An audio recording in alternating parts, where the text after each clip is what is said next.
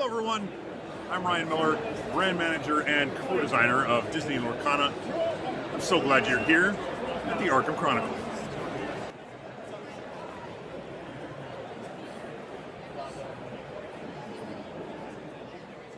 When was the idea for a Disney-themed collectible card game first conceived, and by whom? Oh wow.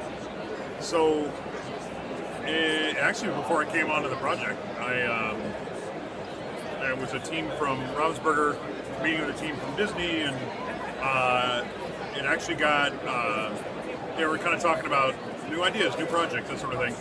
I know for Ravensburger, trading card game has been a space that they have been interested in for a while, at least that's what I was told before it came on. And so they got together, and actually it was our team had a summit with Disney down in California. After the summit, the Ravensburger team all went out to this bar called the Famous Bar and came up with this basic idea of this product, and so we codenamed it Project Famous.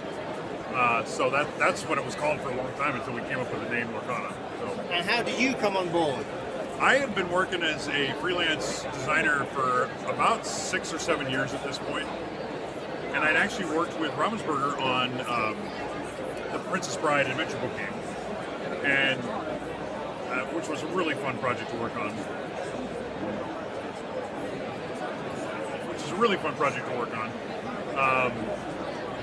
And that also gave me kind of insight into how Ravensburger operates. And one of the things I've been really impressed with Ravensburger is their licensed games.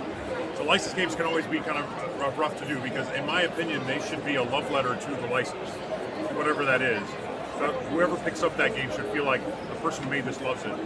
And that's what they do. They do amazing games, but all the attention to detail, right? If you look at the art, the layout, everything, there was just so much love put into it. And I said, okay, I like this. When I first saw the Princess Bride game, I was just impressed with that. All the little details, it just combined to make this gorgeous game. And I was working with my friend Steve Warner.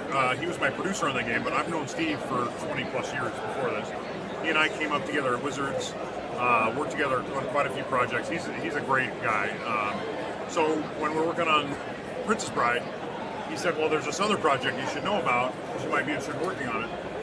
And of course, when he told me, I was upset that he hadn't told me sooner. And because I've been a Disney fan since I was a little boy, and so to work in trading card games for 25 years now, and then also to put that together with my love for Disney, I mean, it was like a no-brainer. Do you have a favorite Disney character that you're close to? My favorite Disney character is actually Piglet from the Pooh stories. Ever since I was a little boy, I've always loved Winnie the Pooh, but Piglet specifically. I don't know why, but I love Piglet.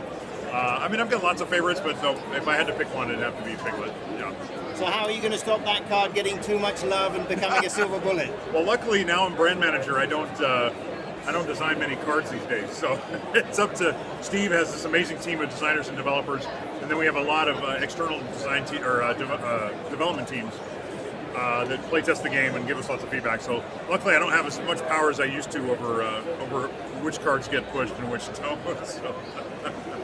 Do you know if they looked at any other distribution models other than a TCG? Was it a TCG? It was always a trading card game model. Yeah, It was always a trading card game model. And I think it's been impressive to me also that Ravensburger has committed so much to getting this right. I mean, we were working on this thing for 3 years, and we also put together a team, that has experience, and not just me, but a lot of folks that we've pulled into the team that have been working in trading card games for a long time.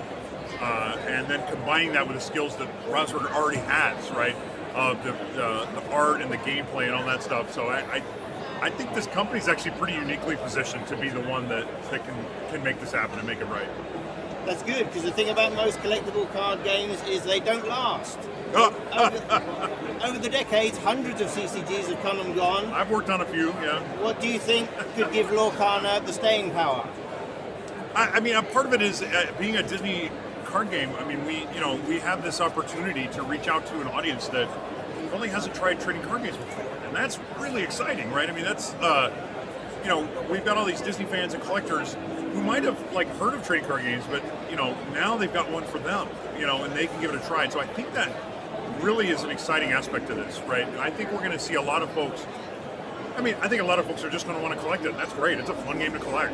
But I think some of them are going to try a trading card game for the first time and be like, where has this been all my life? This is amazing. I can make my own deck. I can put whatever characters I want, my favorite characters. I get to play with them whenever I want. Like it really is a lot of fun.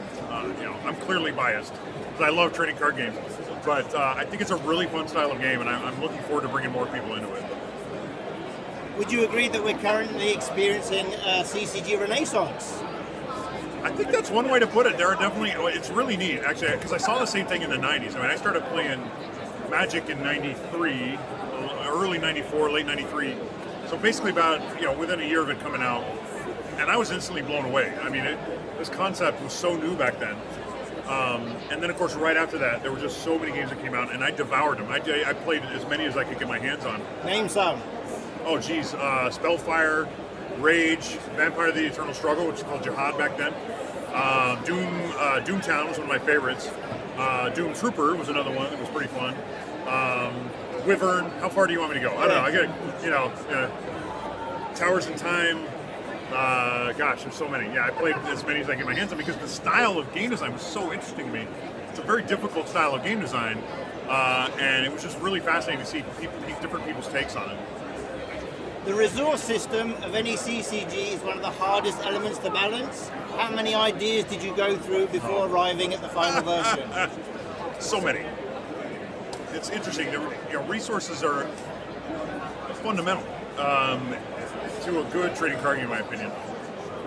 You have to. It's very hard to get that right because you need an early game, you need a mid game, you need a late game, you need cards that have big, powerful effects, and you need cards that are quick, right?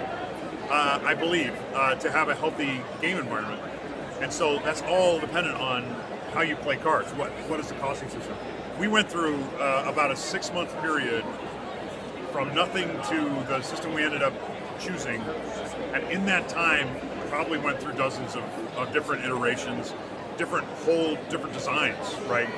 And the resource system was probably one of the biggest reasons why we would kick one down, right? It was either that or multiplayer. Like that was the other thing. We knew that we wanted this game to be very multiplayer friendly because that's a very casual friendly environment. And there were a lot of designs that we kicked to the curb because they were not multiplayer friendly. So as far as the number, I don't know, but I can say the concept that we've chosen isn't totally brand new. The idea of using any card as a resource is not new. I do think, though, the fact that some can and some can't be used as resources is a new twist on that concept, and it actually creates some really interesting design choices, but also when you're building your deck, of course. You don't want to put too many of those cards in your deck because then your ink can be too variable. And I think from a design standpoint, too, it allows us to balance cards in a way that I've never seen before, right? So for example, if a certain type of play, control is a good example. So control is an archetype in many trading card games. And it's typified by me being able to muck with whatever you're doing pretty regularly. That's a control deck, right? It's actually an important type of deck to have because it keeps a lot of other decks in check. But if control becomes too dominant, that can actually be pretty miserable, field to play in. And so what we can do with our game is we can, you'll notice a lot of the control cards like Fire the Cannons or Smash, for example, don't have ink on them. Which means, of course, if you fill your deck with these control cards, your ink is going to be a lot more variable. It's going to get harder to get to the higher ink levels. And that is a really interesting way for us to balance certain strategies. You can still play control, but it's unlikely that control is going to be this dominant style. I mean, that's just one example, of course. And I'm sure some players will prove me wrong when the game comes out. But it's a really interesting way to do it. So I think that's been an interesting twist on that idea. You said that your 4 design pillars for this game were approachability, fun, strategy, and whimsy. Can you give any examples of how these have manifested? Absolutely. Well, approachability or accessibility, I think, was the number one. Was very high on our list because we want people who've never played a TCG to try this game out and feel comfortable playing it and learning it. We think that a lot of folks are going to try it, that this will be their first trading card game. Whimsy's a neat one, I think, because Whimsy and Disney kind of go hand in hand, I think, and so we've got one of the things I really wanted was theme. Like I wanted the game to feel Disney. I wanted it to feel like there's characters, and I think my favorite example is Ariel on human legs. So there's an Ariel card. It's Ariel on human legs, and her ability says she's voiceless and she cannot sing songs. Which I think is a really fun thematic tie, songs being a subset of action cards, right? And there's like a special way to play them, but she can't be used for that. It's absolutely a downside, right, that she can't be used for that, but thematically, it's one of those cards that people read, and when they figure it out, they're like, oh, that's wonderful, that's a really a fun addition, right? And I think also in the art, too, we've got some very whimsical pieces of art. The art itself has been really fun to see. It's all new art. We're not doing anything straight from the source. And some of the art, we're showing characters in ways they haven't been seen before, right? And that's really been a lot of fun. And some of it is very whimsical. I wish I could talk about it. The piece I'm thinking of now, we haven't revealed yet, but there's a lot of fun to be had there. Cool. And what did I miss? I missed some of the strategy. Strategy is also obviously very important. Reason being is that we want trading card gamers to also find a home here. Because and they need that deep strategy, and I think we've hit an interesting balance because the game rules themselves are quite accessible, but the strategy really comes in the decks you build, the combos and synergies you use, and also how you play during the game. So going back to the ink system, choosing which card to play as ink is actually a very skill testing choice, or it can be if you want it to be, right? Some players will not think twice about it. They'll just put the card down and it won't be a problem. But that high level play, that high level strategy, you're really going to think, okay, what am I doing? What is my opponent doing? And which of these cards is the least valuable in this instant, right? But also, since you have to reveal the card to your opponent when you play it, that's information you get as well. So when your opponent's revealing cards to you as they put them in ink, now you know that card's not in their hand. You know that, but you also get an idea of the strategy they're employing. So there's a lot of really interesting stuff that you can find when you really start digging into the system. Cool. That's the end of part.